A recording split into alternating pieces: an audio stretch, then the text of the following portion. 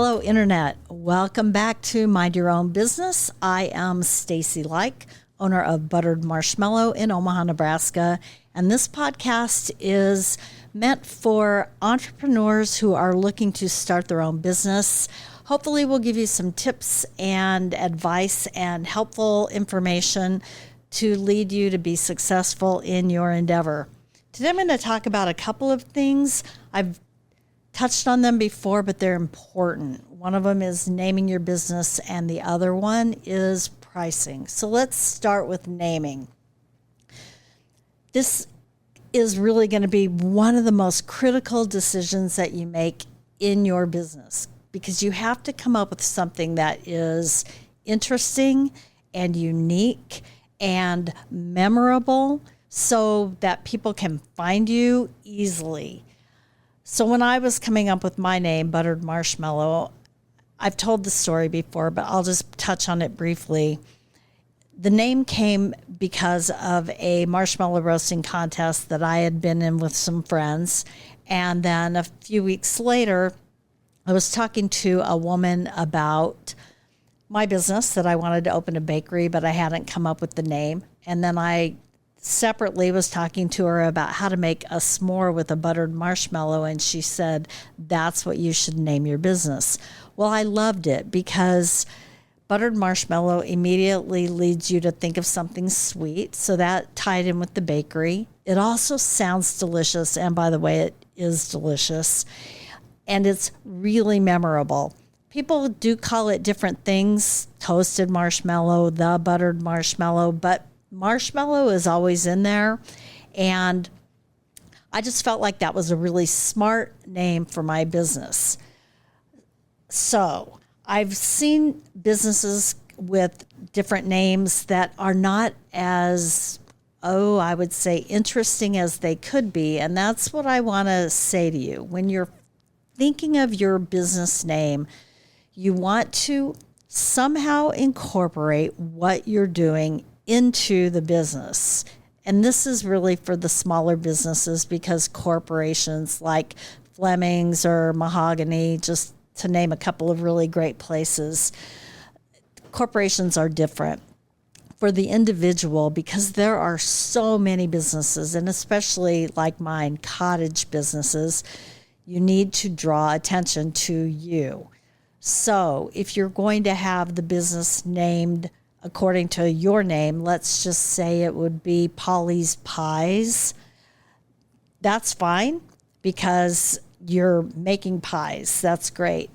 But just make sure that when you pick it, as I said before, is interesting and unique, but not so unique that people have trouble remembering it. And make sure that it incorporates into your product.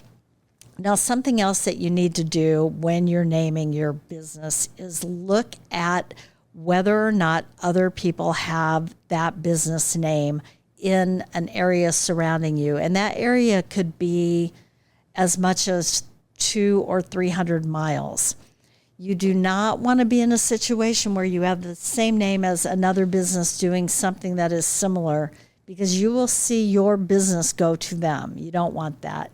The other thing you want to check is to make sure that the name that you have in mind is not trademarked, because if it is, you may find yourself having to change your name after you have spent money on collaterals such as business cards, a website, any other marketing materials. It's really easy to check trademarks. You can go onto the USPTO.gov site, it's the United States Patent and Trademark Office, and look up names. Now, a lot of times, if you're small, it may not matter, but if somebody has taken time to trademark their business name, it can definitely matter. And as a matter of fact, this topic is so important to me that in a few weeks, I'm going to have a guest on.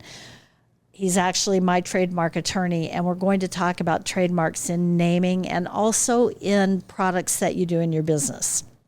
So I'm not going to touch on naming any more than that. Just really think it through. and make sure that it is something that people are going to think of when they think of the product that you're selling. So, hope that helps you. The next topic I want to delve into, one that I talk about regularly, is pricing. And it's a topic that comes to mind all the time because I look at not just in the cottage bakery business, but in all businesses, especially those that are run just by one person or two people. And it seems like pricing is such a challenge for people. It's something that they don't clearly understand.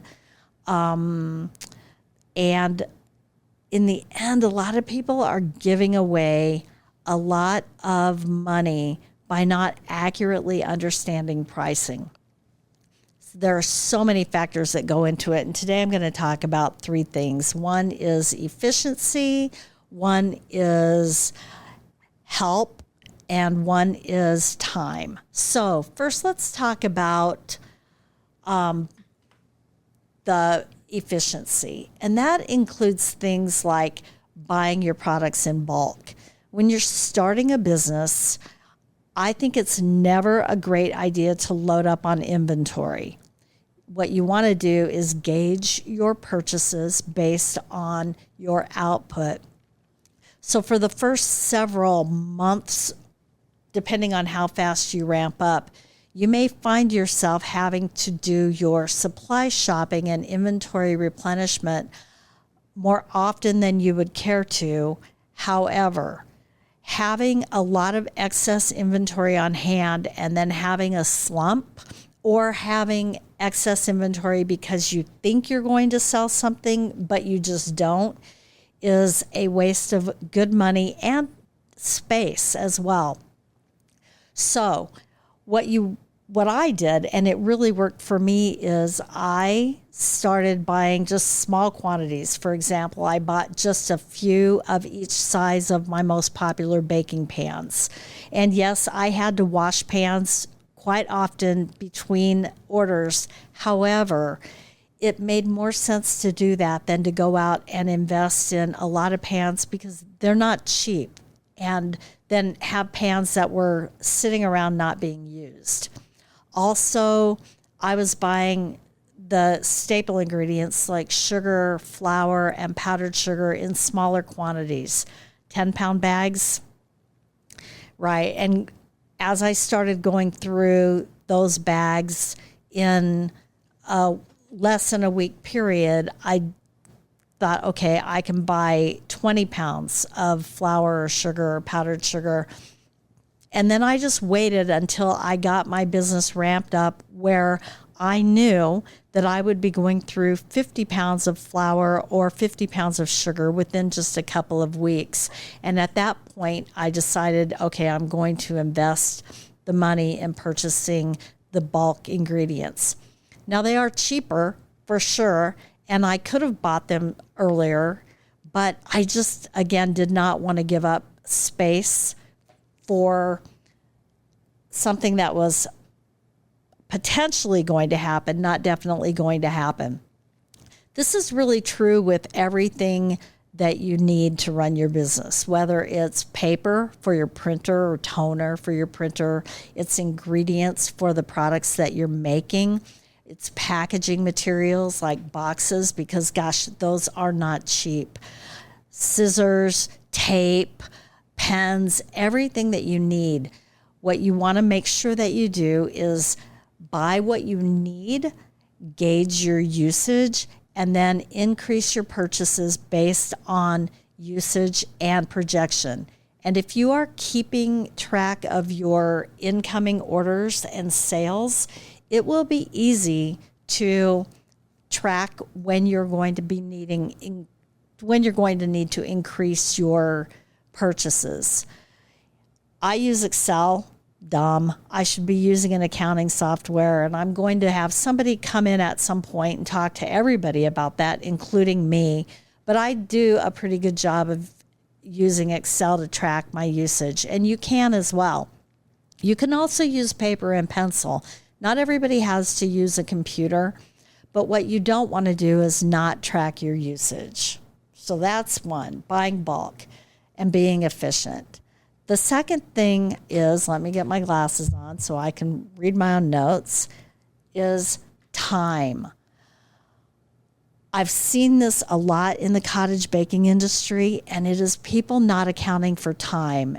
And one of the reasons I really think about this a lot is because my first big job out of college was for a company that had all of their revenue producing employees track time, and the customers were billed for time. And it really taught me that your time is valuable. It's not just a matter of going into an office job and working 8 to 5 and getting paid for 8 hours.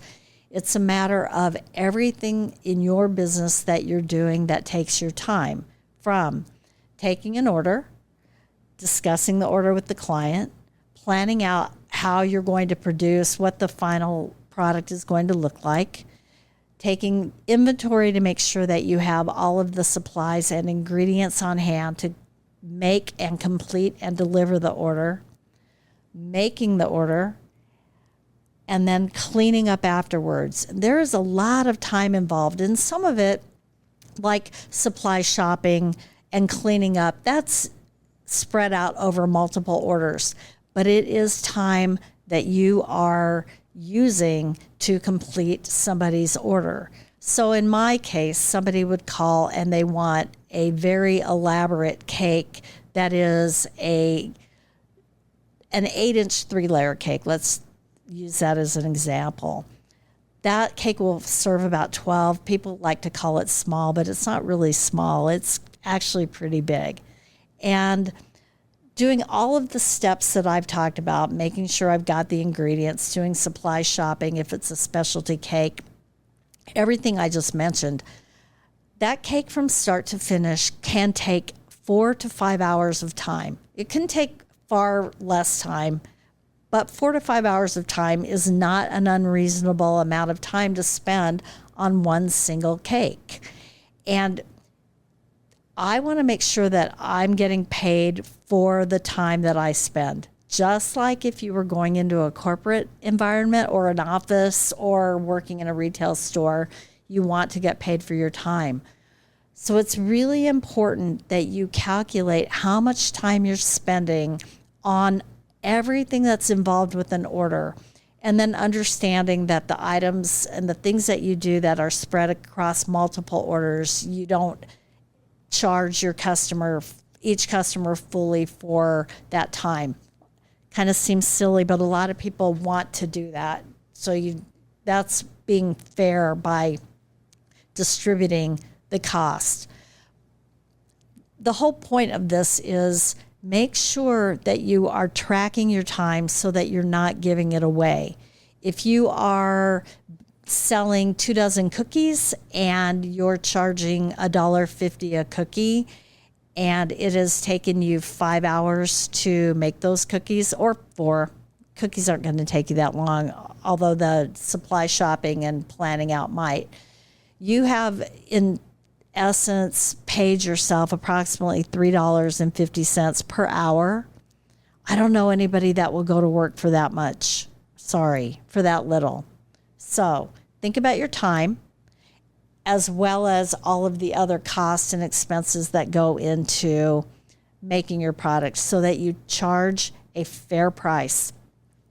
And anybody that is wanting a cake or cookies or any product, anything, jewelry, no matter what you're hand making, they need to value your time. And if they're coming to you for an order, they probably do value your time. If they don't value your time and they want something for less than you're willing to sell for, it is perfectly okay to recommend that they find a business that will better suit their needs. There are a lot of people that would like more value-based items than you might be producing. Perfectly acceptable to not take every order. Don't sell yourself short at any time, because the more you do that, the harder it is to sell your product for what it's worth. And then the third thing I want to talk to you about is knowing when to get help. So this is really geared toward people who are in business for themselves, like me. I run my own business. I do not have any full-time help or part-time help or any help at all. And gosh, for about 5.5 years, I really felt that was a badge of honor. Yeah, it's not a badge of honor at all. It's really kind of dumb sometimes. So I am busy. Buttered Marshmallow is busy all the time. And I know how to say no to people. I know how to only take as many orders as I can do. But every now and then, I think I'm Superwoman. Sometimes I am. Most of the time, I am not. And I finally got some help. Just a young woman came in and worked with me for a few hours. A high school girl. I had her just do some things to help me in the kitchen, help me with cleanup. And oh my gosh, I think I said this in another episode, but I'll say it again. At the end of the day, I felt like I had invented hiring help. It was so, helpful to me to not have the weight of these massive orders on only my shoulders. If you have family that can help you, that's great. But if you don't, look at hiring somebody.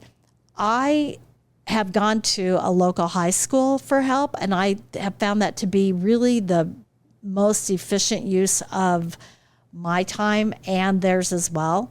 I'm able to get people in who will work at times that work for me as well, in the late afternoons or the late evenings, or in the evening, not late evening, so that I can do my more critical work without somebody around. Now, I have a tiny little house where I work. I always say that my kitchen is the size of a thimble. So it's important for me that I have time, like I said, to be able to do the things I need without having somebody underfoot. And we all know what that's like. But if you find yourself being overwhelmed, you want the orders, you need the orders, you have to have them, you can find people to come in and help you. You can hire day labor at prices that are pretty reasonable. And I think what you will find is that your cash outlay for the help is more than made up for by the saved time. And also, you just will feel better about what you're doing, and your customers actually will feel better about it too, because you're greeting them with a smile. You're not tired or exhausted, and they don't really want to hear that anyway. So those are the things I wanted to talk to you about today. I hope that something I said resonated with you. I can tell you that those things, the naming of the business and the pricing information, have helped me every single day of my business, especially when I invented hiring help. They just have made everything easier for me and better, and made Buttered Marshmallow, my business, something that I still feel like is a dream job every single day. So thank you very much for tuning into my podcast today, and I look forward to hearing from you and seeing everybody next time.